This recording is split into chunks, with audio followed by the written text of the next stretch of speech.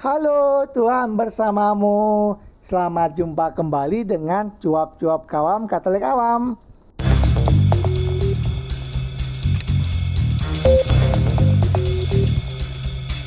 Apa kabar Bapak dan Ibu, kakak dan adik, saudara-saudara, teman-teman dan rekan-rekan semua? Semoga baik adanya, sehat sejahtera dan bahagia. Mari bersama dengan Cuap-Cuap Kawam Katolik Awam, kita membaca dan mendengarkan bacaan dan renungan hari ini. Ingatlah untuk memberikan suka, komentar, dan bagikan kepada yang lain, sehingga mereka dapat juga membaca dan mendengarkan bacaan dan renungan hari ini, serta mendapatkan berkat belas kasih dari Tuhan. Mari kita hening sejenak sebelum kita membaca. Bacaan diambil dari kitab Keluaran, bab 32 ayat 7 sampai 14. Berfirmanlah Tuhan kepada Musa, "Pergilah, turunlah, sebab bangsamu yang kau pimpin keluar dari tanah Mesir telah rusak lakunya. Segera juga mereka menyimpang dari jalan yang kuperintahkan kepada mereka. Mereka telah membuat anak lembu tuangan, dan kepadanya mereka sujud menyembah dan mempersembahkan korban sambil berkata, 'Hai Israel, inilah Allahmu yang telah menuntun engkau keluar dari tanah Mesir.' Lagi firman Tuhan kepada Musa, 'Telah kulihat bangsa ini, dan sesungguhnya mereka adalah suatu bangsa yang tegar tengkuk. Oleh sebab itu, biarkanlah aku supaya murkaku bangkit terhadap mereka, dan aku akan membinasakan mereka. Tetapi engkau akan kubuat menjadi bangsa yang besar.' Lalu Musa mencoba melunakkan hati Tuhan Allahnya dengan berkata, 'Mengapakah Tuhan murkamu bangkit terhadap umatmu yang telah kau bawa keluar dari tanah Mesir dengan kekuatan yang besar dan dengan tangan yang kuat? Mengapakah orang Mesir akan berkata, Dia membawa mereka keluar dengan maksud menimpakan malapetaka kepada mereka dan membunuh mereka di gunung dan membinasakannya dari muka bumi? Berbaliklah dari murkamu yang bernyala-nyala itu dan menyesallah karena malapetaka yang hendak kau datangkan kepada umatmu. Ingatlah kepada Abraham, Ishak dan Israel, hamba-hambamu itu, sebab kepada mereka engkau telah bersumpah demi dirimu sendiri dengan berfirman kepada mereka, Aku akan membuat keturunanmu sebanyak bintang di langit, dan seluruh negeri yang telah kujanjikan ini akan kuberikan kepada keturunanmu, supaya dimilikinya untuk selama-lamanya. Dan menyesallah Tuhan karena malapetaka yang dirancangkannya atas umatnya.' Demikianlah sabda Tuhan, syukur kepada Allah." Inilah Injil suci menurut Yohanes bab 5 ayat 31 sampai 47. Kalau aku bersaksi tentang diriku sendiri, maka kesaksianku itu tidak benar. Ada yang lain yang bersaksi tentang aku, dan aku tahu bahwa kesaksian yang diberikannya tentang aku adalah benar. Kamu telah mengirim utusan kepada Yohanes, dan ia telah bersaksi tentang kebenaran. Tetapi aku tidak memerlukan kesaksian dari manusia. Namun aku mengatakan hal ini supaya kamu diselamatkan. Ia adalah pelita yang menyala dan yang bercahaya, dan kamu hanya mau menikmati seketika saja cahayanya itu. Tetapi aku mempunyai suatu kesaksian yang lebih penting daripada kesaksian Yohanes, yaitu segala pekerjaan yang diserahkan Bapa kepadaku supaya aku melaksanakannya. Pekerjaan itu juga yang kukerjakan sekarang, dan itulah yang memberi kesaksian tentang aku, bahwa Bapa yang mengutus aku. Bapa yang mengutus aku, dialah yang bersaksi tentang aku. Kamu tidak pernah mendengar suaranya, rupanya pun tidak pernah kamu lihat, dan firman-Nya tidak menetap di dalam dirimu, sebab kamu tidak percaya kepada Dia yang diutusnya. Kamu menyelidiki kitab-kitab suci sebab kamu menyangka bahwa olehnya kamu mempunyai hidup yang kekal. Tetapi walaupun kitab-kitab suci itu memberi kesaksian tentang aku, namun kamu tidak mau datang kepadaku untuk memperoleh hidup itu.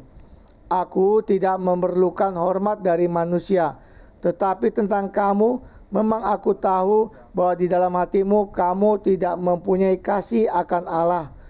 Aku datang dalam nama Bapakku dan kamu tidak menerima aku. Jikalau orang lain datang atas namanya sendiri, kamu akan menerima dia. Bagaimanakah kamu dapat percaya, kamu yang menerima hormat seorang dari yang lain dan yang tidak mencari hormat yang datang dari Allah yang Esa? Jangan kamu menyangka bahwa aku akan mendakwa kamu di hadapan Bapa. Yang mendakwa kamu adalah Musa, yaitu Musa yang kepadanya kamu menaruh pengharapanmu. Sebab jikalau kamu percaya kepada Musa, tentu kamu akan percaya juga kepadaku, sebab ia telah menulis tentang aku. Tetapi jikalau kamu tidak percaya akan apa yang ditulisnya, bagaimanakah kamu akan percaya akan apa yang kukatakan? Demikianlah sabda Tuhan, terpujilah Kristus. Bapak, Ibu, saudara-saudari terkasih yang dicintai Tuhan, juga opa-oma yang ada di rumah. Mendengar dan merefleksikan kesaksian tentang Yesus siapakah dirinya dari Injil Yohanes, bagi saya sendiri memberi keyakinan bahwa Yesus adalah jalan kebenaran dan kehidupan. Yesus adalah cahaya dan terang dunia itu. Dan ketika ia memberikan warna-warna kesaksian dari orang-orang manusia, tidak banyak dibenarkan kecuali beberapa kesaksian kecil Yohanes Pembaptis dan beberapa nabi-nabi pilihannya. Tapi menarik di sini adalah kisah dalam bacaan pertama, di mana Musa merayu-rayu Tuhan karena bangsa Israel itu akan dimusnahkan karena kedegilan, bahwa orang suka berdosa dan mereka tidak bertobat, menjauhi Tuhan dan sebagainya, dan ini memilukan hati Tuhan. Maka Tuhan merancangkan kebinasaan untuk mereka, orang-orang yang tidak mengenal Tuhan. Namun di sini sekali lagi kekuatan Musa adalah merayu-rayu Tuhan, sehingga akhirnya Tuhan mengurungkan rencana kebinasaan itu.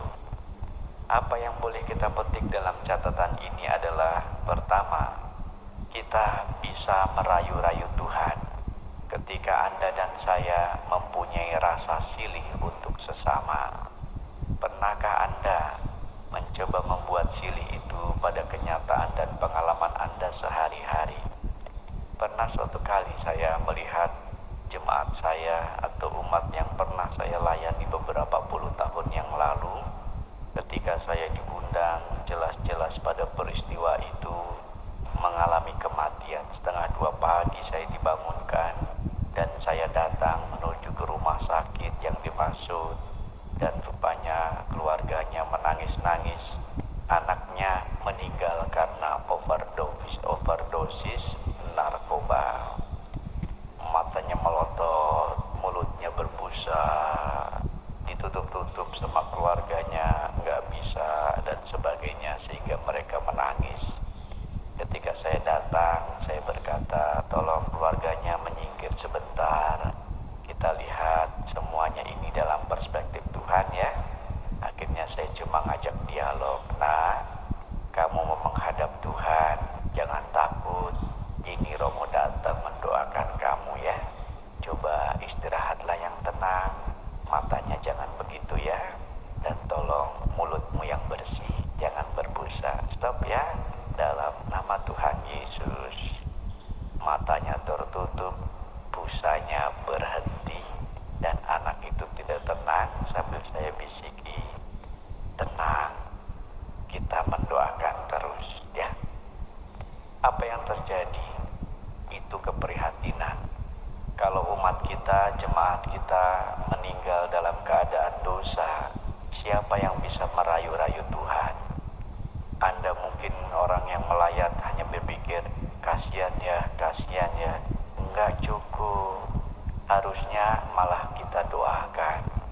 Saya merayu Tuhan dan berkata, saudara-saudari, saya ekaristi untuk saudara kita yang meninggal ini 3 kali lipat merayu-rayu Tuhan.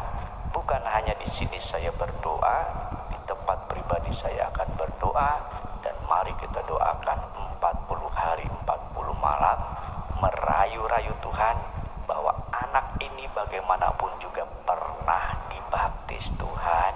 Anak ini juga adalah anakmu Tuhan. Kalau karena kesalahannya mengalami kematian begini Tuhan, please Tuhan, kami mohon selamatkanlah dia. Itulah yang kita lakukan bersama. Kendati ada cerita orang Romo, banyak kali orang melihat katanya ada roh-roh di genteng sana dan sebagainya. Saya bilang doakan terus. Romo, kok saya bermimpi seakan-akan anak saya itu minta makan.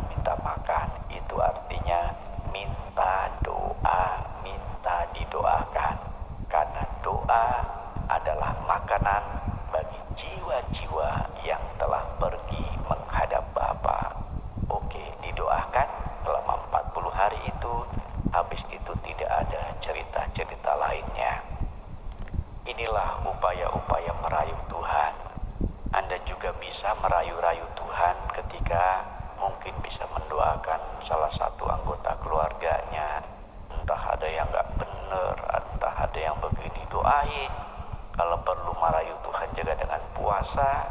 Dan kita yakin dari firman Tuhan hari ini, Yesus datang, kepada Yesus Anda dan saya memperoleh kehidupan. Kita memohon pertama-tama supaya hidup kita berkenan pada Allah. Dan kita mau datang kepadanya karena kita yakin bahwa Yesus itu pemberi kehidupan. Hanya Allah, dan dalam nama Tuhan Yesus kita boleh percaya, kita boleh berserah, kita boleh bersandar. Maka di sini dikatakan kepada kita, datang kepada Yesus memperoleh kehidupan.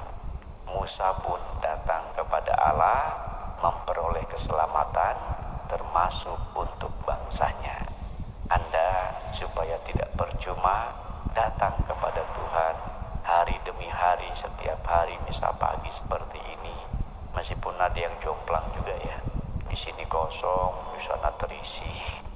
Kadang-kadang kalau nggak prokes, saya mau bilang, dah sini aja kumpul supaya kelihatan enak gitu ya. Di sini banyak, di sini kosong. Mungkin ada yang pesan tapi tidak hadir ya. Kita doakan, karena jangan-jangan kalau yang kosong itu biasanya ada roh lain juga yang ikut misa loh ya. Baik saudara yang terkasih, mari kita sungguh-sungguh merasakan Prapaskah keempat ini. Anda datanglah kepada Tuhan, memohonlah kehidupan dan rahmat keselamatan, sambil kita punya silih untuk dunia ini, merayu-rayu Tuhan.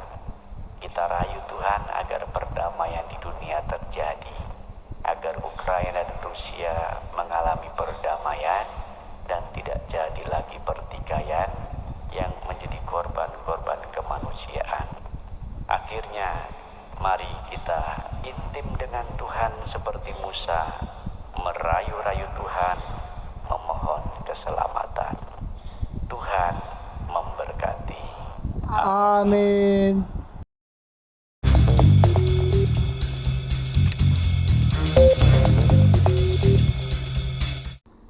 Tuhan bersamamu.